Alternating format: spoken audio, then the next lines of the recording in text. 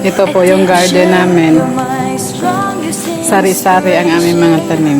Yung hanap buhay namin dito ay nagtitinda lang kami, sari-sari store at may bilyaran din. Tsaka meron akong mga tanim dito na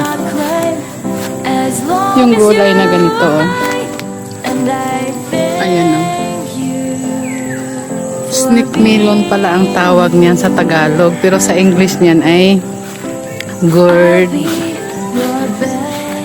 Gourd as in G-O-U-R-D. Yan po yung tawag nitong ano nito, gulay nito. Ito siya dito oh. Ayan oh. Sari-sari lang ang mga tanim ko dito. Ito po yung garden ko. Yung mga tanim na mga kamuti. At saka yung gourd na gulay. Ito oh. Tinatawag din na itong snake melon or serpent melon. Ganun.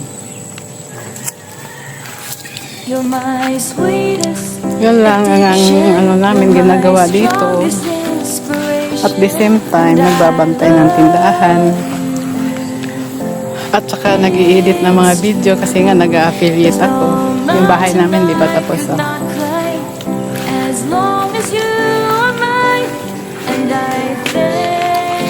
Ayan, wala pang naglalaro. Medyo makulimlim dito ngayon eh. Tsaka nagluluto ako ng ulam namin. Dito kami sa labas nagluluto pag nagkahoy. Tapos naman pag gasol nandun sa loob.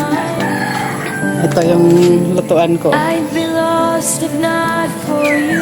Yan ang buhay namin dito sa probinsya. Minsan nag-affiliate. Hindi naman kalakihan ang kinikita pero sapat lang. So yan, may mga tanim ko yan. Yan, umaambo na.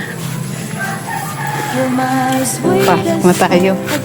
May patapos yung bahay namin. No?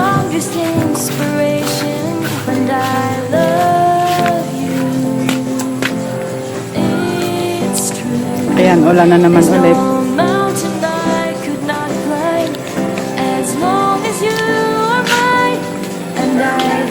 Ito yung sari-sari namin. Maliit lang ito pero dito kami nabubuhay.